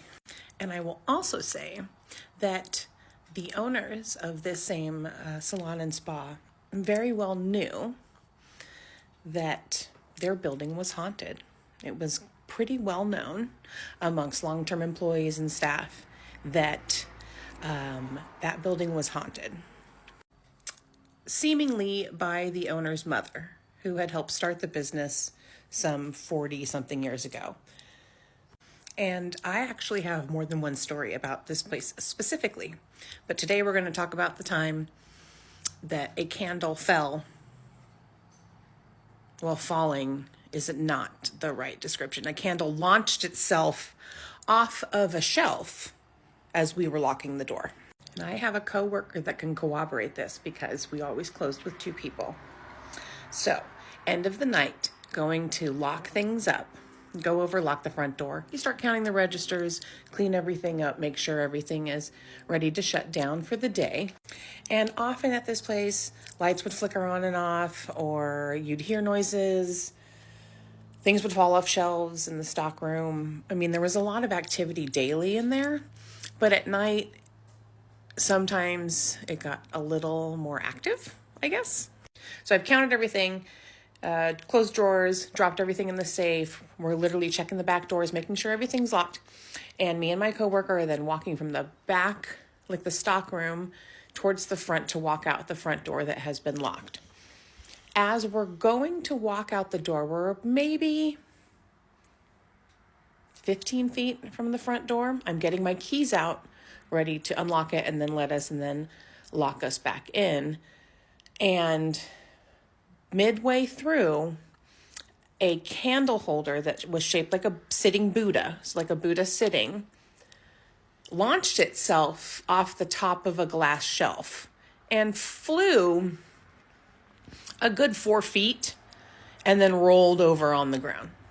So we stopped dead in our tracks and so flabbergasted because this heavy candle holder didn't just fall off the shelf and roll to the ground. It launched up and over and flew about 4 feet to the other side of the room. It didn't break, thankfully, but she and I both kind of were just gobsmacked. So pick it back up, put it on the countertop, and then she looks at me and she says, I don't want to be the last person to walk out of the building. I feel like something's going to grab me. So I got very brave in that moment. And I said, I'll be the last one out of the building. And we walked out and locked the door and went home, And then the next shift, she and I were working together. We tell the owner what happened. And the owner literally just kind of chuckled and was like, oh, yeah, that's the ghost, all right. Spooky. Flattery will get you everywhere. It's time for another ghost story. This story also happened at the salon that I worked at a few years back in Santa Barbara, California. So again, as in my prior video where I mentioned that it was pretty known that that building was haunted. And if you haven't seen that video, go watch it now. What are you doing? So as I had mentioned, notoriously haunted. The owners were aware of it. In fact, they made jokes about it being their deceased mother, who had helped them start the business long ago. So all of those strange things always happen. Light flickering, doors making noise, etc., etc. And in my first story, I talked about the candle that fell and or flew off the shelf. Really, my dude, you got to do that right now? Got to do that right now, huh? Okay. Hopefully you can hear me over Lloyd chewing on his treat. Anyway, so one day, midday probably, I was walking from the front of the store towards the back where my boss's office was because I needed to update her on something, can't remember what, nothing of really any consequence. And I go back there and she's sitting at her desk and the bookkeeper is also in her office. And my desk was kind of right in the entryway of her office, not like in the entryway, but I didn't have like a door per se, but my station was outside of her office. And I was standing talking to her and my back was against the wall. And I feel someone put their hand on this is my right shoulder. I felt like someone like trying to get by you, like, excuse me, I need to get by you. So I instinctively like take a step to the left and say, oh, excuse me. And as I'm saying it, I realize there's no way anyone is walking behind me. My back's against the wall. And to go on the right side of me would have required them to walk literally through a wall to get by me. And the strange thing was, my boss and our bookkeeper both saw me react to getting touched and move and asked me straight up, did something just touch you? And I was like, yeah, did you guys see that? And they're like, we didn't see anything, but we saw you move. And I said, it was very distinct. It was like if someone was taking their 4 fingers, right, and pressing just slightly on your shoulder to let you know they were scooting by, like they're just going to come scoot by. But there's no way they could scoot by because I was standing against a wall. Also, there was no one else there except for my boss and the bookkeeper who saw me naturally react to that situation. And then we all kind of laughed about it. It's not funny, it's creepy. It's kind of creepy. Anyway, so that's another story about the haunted salon. Do you want more? Because I got plenty. Tell me a ghost story that sounds completely unbelievable but is entirely true. Okay, so if you know me, you know that I grew up in a haunted house. I've got stories for days. The things that I experienced in that house are absolutely terrifying. Even the things that have happened to me since I've moved out of that house, we could definitely talk about those. But today I want to talk about one of my mom's stories from her childhood because it literally sounds like a horror movie, like straight up nightmare fuel. Made me absolutely terrified of closets as a child. So yeah, when I saw this trend going around, I thought I would share the story. My mom gave me permission. So yeah. So my mom has a sister, my aunt, we'll call her Mary for the story. Mary would sleepwalk regularly, which in my opinion, terrifying already. But one night my mom was sleeping in her bed and she's woken up in the middle of the night. I don't think she realizes that it was like sleep paralysis in the moment, but she is awake and staring at my aunt, her sister, in the doorway of her room, just staring at her. And my mom tries to speak and get her attention, but she is like frozen and can't even get words out.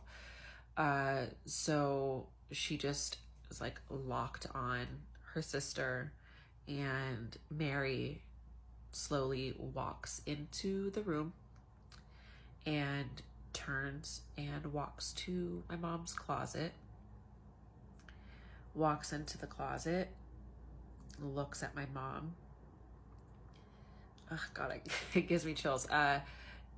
She smiles, and how do I say this without getting flagged on here?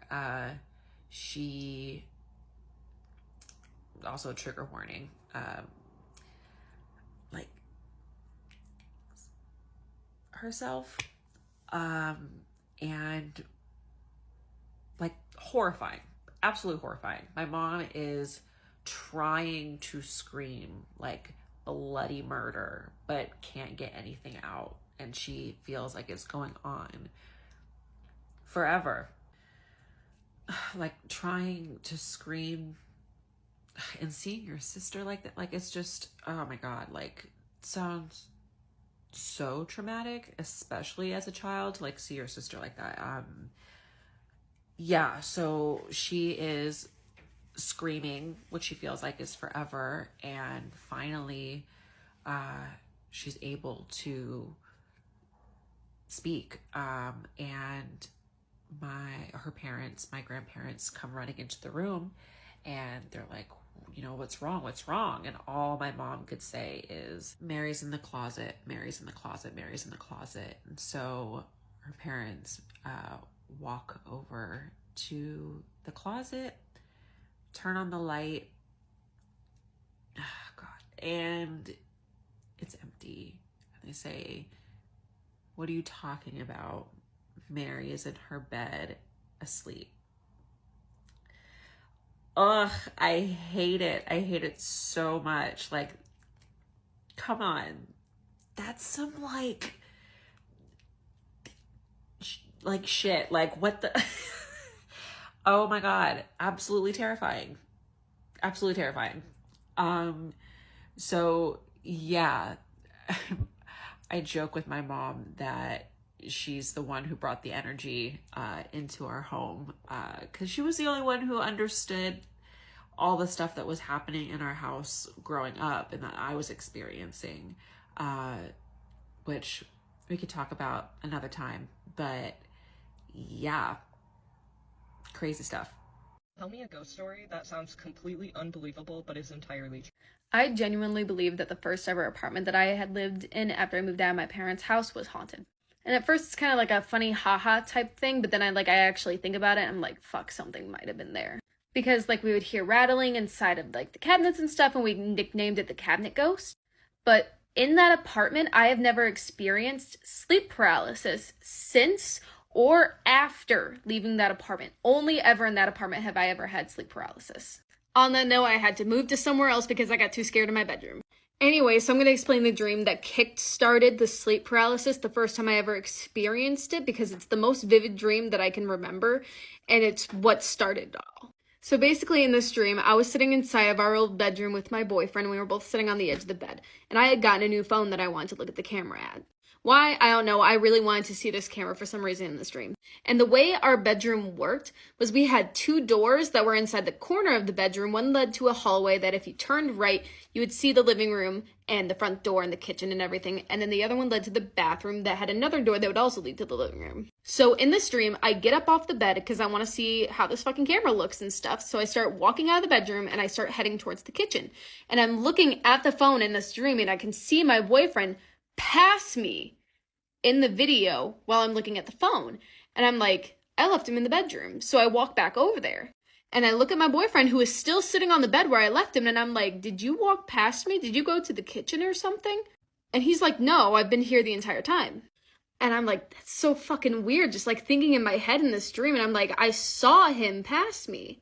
So thinking that that's weird, I start walking from our bedroom into our living room, and I look in the living room and our couch has moved up against the wall that was up against our spare bedroom, and it was up against the window that was leading outside. And we were also on the second floor, if that helps with anything, because it just made things a little bit creepier for me.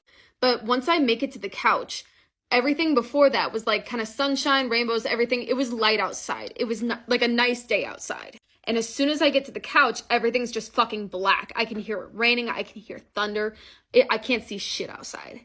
And I'm on the couch and I look back to where my boyfriend is supposed to be leaving the bedroom. Cat, sorry. But I look at where he's supposed to be, but instead I see this fucking creepy ass doll. It still scares me to think about the way that it was, but it was something straight out of a fucking horror movie. And it was like palms on the ground, hands on the ground, and it was crawling towards me. And it had no top half of its head. So I'm panicking in this dream and I look back at the window and I see another fucking doll and its eyes are red and it's staring at me and it's laughing and it's smiling. And then I look back at the couch directly in front of me because I'm at the one side of the couch and my boyfriend was supposed to be on the other side of the couch. and this thing that was crawling towards me had eaten the entire top half of my boyfriend. So at this point in the dream, I can't fucking breathe. Like, I can't breathe. And I'm like slowly falling backwards, and I'm like trying to like fucking breathe. And I look back at the window, and this part's actually kind of funny. Like, I still kind of laugh at this part of the dream, but I'm falling backwards, and I look at this thing in the window, and I flip it off as I'm falling backwards. But anyway, I hit the couch, and as I hit the couch, I landed my bed. And I was like thinking, and I was like, okay, I'm awake now. But I couldn't fucking move. And I couldn't really look around either, but I could see like the top of my fucking closet, and I could see part of the dresser and the nightlight that we have inside the bedroom. And I feel like something is staring at me. Had my boyfriend not woken me up, I felt like something was just going to be there in front of my face, and I couldn't do anything about it. Luckily, my boyfriend did wake me up, and he has woken me up every time that I've had sleep paralysis because I make these weird, like, whimpering noises, like I'm trying to cry but failing. And it's only ever happened in that apartment. The second one happened recently, and I'm still kind of tweaked about it. So the way me and my boyfriend's schedule works is I'm on first shift until I can transfer, and he's on second shift. So he'll drive me to work at like 4:30 in the morning, go home, sleep, drive himself to work. I'll take the car home, then sleep, and then come and pick him up when he needs to be picked up. So it's like a normal day. He wakes me up. We're having a good fucking time, just enjoying each other's company. We go outside, unlock the car. The car was fucking locked. Remember that. We unlock the car. He drives me to work. We're talking and stuff, and it's just normal. Everything's normal. Everything's fine. Like 15 minutes later, I'm standing in my work area, and he texts me, and he's like, hey, you're real, right? And that tweaked me out in and of itself. And I texted him, like, yeah, I'm real. Are you okay? Thinking that he's like anxious about something that's happening. And he's like, yeah, no, it's just something weird happened. And I'm like, what happened? Are you okay? He got home and saw his recorder was on. My boyfriend carries around a pocket recorder because he's trying really hard to be an author and he's writing good books, but he likes to say his ideas out loud to somebody, so he has a pocket recorder so he can talk those ideas to himself. Well, the night before, this was a Monday night, like Monday morning, I guess, that he was driving me to work and this happened, and he had left the recorder Sunday night inside of the car. Well, he got home and saw that it was recording. He listened to the recording, and it was going for 6 minutes before you hear us.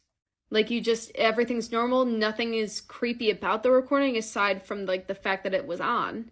And you can just hear, like, the birds chirping and stuff, and then you hear us unlock the doors and get into the car and hear our entire conversation down to work.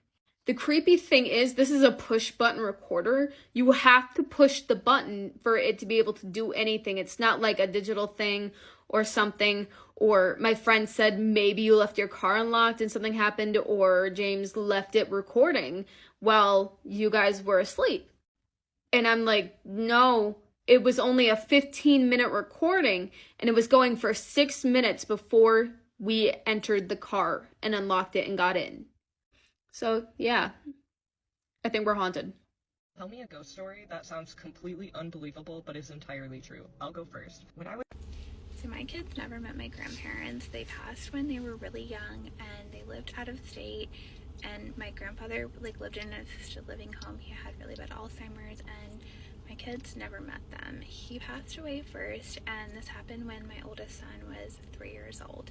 And on the day that it happened, I got a phone call telling me, but I didn't say anything to my kids about it because they were 1 and 3. They didn't know him, and I just didn't think that they would understand and didn't want to upset them. So on that day, I put my son down for his nap, and after a little while, I could just tell he wasn't asleep and he wasn't gonna go to sleep. So I went and got him out, and he was all happy and excited, and he told me, I love the ghost. And I was like, what do you mean? And he's like, there's a ghost in my room. And at first I really didn't think much into it, just because kids say random stuff, and I don't know, but it was weird because ghosts aren't something that we would have talked about, and this was in April or May, so it wasn't around Halloween or a time where he'd be hearing about ghosts or thinking about them. So I'm like, what did it look like? And he said, it's a man, he's old, he has white hair, and he's really small. And this is where it really freaked me out, because my grandfather was obviously like white hair and old. He was in his 80s, but he was really short, and in his last few years he had gotten very, very thin because of his illness, so he was very small. And I'm like, okay, like what did he do? What did he say? And he said he came to say hi to me. I'm like, is he still there? Like, where did he go? He goes, no, he went into the light. And for me, like, I totally believe that that was his spirit coming to visit, but I did have some family members that were like, oh, it's just a coincidence, like, kids just like tell funny things, like, it's a coincidence that it was on the same day. So then 4 or 5 months later, my grandmother passes away, and kind of like a backstory to this is the last few months my dad and uncles were kind of no contact with her, so she had called me randomly one day and asked me if I would be her medical contact, and I said yes. And she was like, I just want you to understand what this means is, like, if I pass, you will be the person that is contacted and you'll have to inform the family. And she just seemed like it really meant a lot to her for me to do that, so I said yes. So this day I got the call and informed the family, and again, like, my kids were 1 and 3. I didn't explain it to them or tell them anything. Like, they might have seen me upset, but I didn't like say anything about what was going on. That night I was tucking them into bed, and my 3-year-old said, there's a ghost in here with us. So I'm like, what do they look like? And he said, it's a girl, she's old, she has white hair, and she's here to tell you thank you. Now, you cannot tell me that it's a coincidence, and nothing like that has happened again. It's been about 4 years. He's never talked about seeing a ghost or a spirit or anything like that. In fact, like, he doesn't even remember this. Now he's almost 7. Tell me a ghost story that sounds completely unbelievable but is entirely true. So I lived in multiple haunted houses. I talked about it a lot on here. I have a whole series of creepy, spooky stories that y'all can listen to. But one house I never really spoke about was the house that I lived in when my son was a newborn, when I brought my son home. And I guess I never really talked about it because I had such positive experiences. Because in other houses, I've experienced some crazy things, some residual hauntings, and all types of stuff. But in that house, I called the ghosts in that house my helpers, my second hands, or my babysitters, because they really helped me out. Like, for example, they would alert me of certain things, like if I was in another room and like my son needed me, and if I didn't hear him, or if I wasn't awake, if I had fallen asleep, they would find ways to wake me up, and it was a normal occurrence after a while. So for example, I was really nervous, so I would stay up all night. I wanted to be awake in case the baby woke up, in case I needed to I was just really, really nervous. So like, for example, they would like make the TV glitch. So one night I'm watching a movie, the TV glitches. I'm like, maybe it's the Wi-Fi, turn it off, turn it back on. Like, nothing was working. So I'm not really too worried about it because I'm scrolling on Twitter all night. And I can hear the TV turns back on, and the guy's like, the kid, get the kid. And then it shuts off again. And I'm like, so I got up and I went in the room, and my kid had been choking and I didn't know. So just for example, but one morning, because I stayed up until the sun came up and I'm exhausted. I'm like, I don't know how I'm going to get through the day. It was a lot, and I was dealing with like postpartum and things like that. So it was just a lot in that moment.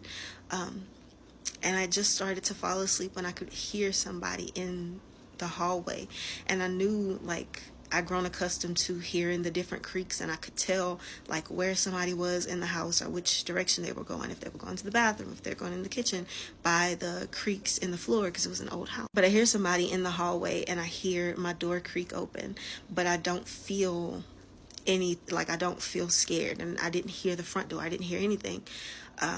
So it didn't really worry me. I felt somebody sit on the side of the bed, and I was like, okay, I can go to sleep, because to me it felt like my babysitter has him. Like, they're gonna watch him, they're gonna wake me up if I need it, like, so everything is fine. 10 years later, I'm experimenting with microdosing, just trying to work through some things and trying to understand some things and get past some things.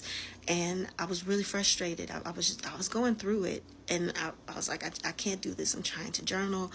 It's just not working. So I was like, I just don't want to feel the way that I'm feeling, so I'm just going to go to sleep. cover my head, lay down. I'm going to sleep. I feel somebody walk into my room. So I'm basically crying out to my higher self, crying out to somebody giving me some sort of guidance, because I don't know what to do, and I know that I need something. So I can feel her. She feels like an older version of me. She feels like a wiser version of me. She's way calmer than me. She's way more sure. And she's telling me things. She's telling me how she just putting a lot of my worries at ease. She's telling me about my child. She's telling me about myself. And she's just telling me that it's going to be okay. And I'm like, thank you, but that's not enough. Tell me what to do. What can I do? Because there has to be something that I can do, because I feel like I'm not doing enough. I feel like I'm not doing the right things. And she's like, I know what you can do. You can go back to a version of yourself who could use the guidance that you have now. Because there's a version of you who feels hopeless the way that you feel now. So you can go help her. So I'm like, okay, immediately, like that, I'm back in that hallway. And I'd forgotten everything about that house. I'd forgotten what it looked like. I'd forgotten what just everything felt like. And I walked down that hallway and I pushed the door open, like slowly. And I see the baby bassinet. I see the sun beaming in the room, the curtains, little details of things that I've forgotten completely. And I see just a big lump on the bed under like a comforter. And I walk up to the bed and I sit at the foot of the bed and I put my hand on her back and I'm just talking to her. And I didn't really know what to say, so I'm just telling her, I'm like, he's okay, he grows up, he's beautiful. Like, I'm just telling her all the things that I felt like she may have needed to hear. Yeah. And I don't know if anybody's gonna believe that I haunted myself, but I haunted myself. Tell me a ghost story that sounds completely unbelievable but is entirely true. I was actually surprised that my last ghost story got the reaction that it got, because I really didn't expect people to believe me. I don't really expect people to believe this one. It's less believable than that one, but I do have witnesses. I'm gonna keep this one quick, but to tell you this story, I have to tell you about the house. There's a ton of facts I can tell you about the house, but we're gonna focus on 3. 1, you could tell it had been renovated multiple times, like it wasn't supposed to be a house, or it had been some units or some other things. It was a few other things before it was meant to be a house. 2, there were, I'm gonna describe them as strange carvings somewhere in the house. I can touch on that a little bit more, but not for this story. Number 3, the next door neighbors already assumed that we moved in before we had moved in, because they saw lights, despite the lights not being on, and heard music.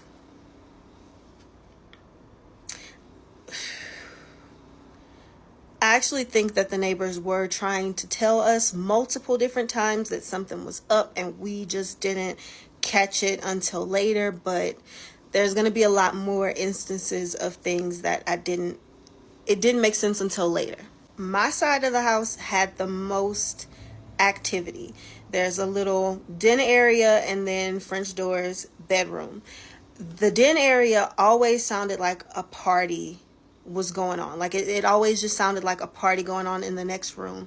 Sometimes in the middle of the night, we would just look at each other like, why is it just so loud? So much was going on. But by that time, we were aware. This story happens before we were really aware. The relationship that I'm in now was new at that time. So we're talking on the phone late at night, cupcaking, falling asleep on the phone, all like the cute stuff like that. At this time, what I remember was I was falling asleep. He's like on a video game, not really looking at the phone, but like he's looking at the screen playing the video game. We talk a little bit like that. This was early on in the relationship. I didn't want him to see me looking crazy. So I remember being like, I don't want to fall asleep on the phone and he sees that I'm drooling or something crazy. So I'm laying down with my head on the pillow, but I have the phone next to the pillow facing upwards. So I can see him, but he can just see darkness because it's just pointed straight up at the ceilings. The ceilings were very high, so it was just darkness. Okay, I'm gonna try my best to describe this. So I'm falling asleep. For some reason, I decide to open my eyes, and when I open my eyes, I see my eye on the screen, like fully on the screen. I see him, and in the little box is my eye, and I'm looking at it. I'm like, how did I move the phone? Like, I didn't even remember falling asleep, but I'm just trying to figure this out. Mind you, this is like maybe 2 seconds of me looking at it and trying to understand what I'm looking at. I think my brain just wouldn't make sense of it, and I see my eye like slowly back out of the camera and fade into darkness. At this time, he's playing the game and he looks over. I see him see it as it's backing up, but he just like looks back at the game, and he continues playing the game. I'm starting to realize something is off, but it's still fairly new in the relationship, and I don't want to scare him. I'd never really talked to anybody about what we had been experiencing in the house unless you like lived in the house. But I was definitely not telling him because I didn't want to scare him off. So I'm like, if he doesn't say anything, I'm not going to say anything. And I hear him say something like, that's crazy. So I remember thinking, please be talking about something on the game. So I'm like, what? I remember you saying one thing, you remember you saying another thing. 'Cause I remember you being like, I just saw your face for a second. And you remember being like... And I said... So you said that first? No, I said, why are you looking at the camera like that? Then you said what you said. Oh, okay. All right. So he says, why are you looking at the camera like that? And I'm kind of shook. So I'm just like, huh? And he's like, I just saw your face for a second. And I was like, no, you didn't. And I immediately shot straight up and took off out the room. There was actually so much about that room that I didn't talk to anybody about it. It just wasn't something that I wanted to talk to anybody about or even admit what was really happening. It wasn't until he started actually sleeping over and having his own experiences, and then later opening up to me about the experiences that he had in that house, that we started to put the story together and things started to actually fully come together. And I ended up talking to somebody who lived in that house about 30 years before I did, and she confirmed some things too. But that didn't happen until maybe 6 months after I moved out of that house. We didn't put together a lot of things until later. Tell me a ghost story that sounds completely unbelievable but is entirely... Let me start off by saying I don't talk about this often because when I do, I sound crazy. A few years ago, I was gifted two purses by my ex-boyfriend's dad's friend. I accepted the purses, and I noticed that I was having these reoccurring nightmares with this lady in each nightmare. So one night, I fell asleep.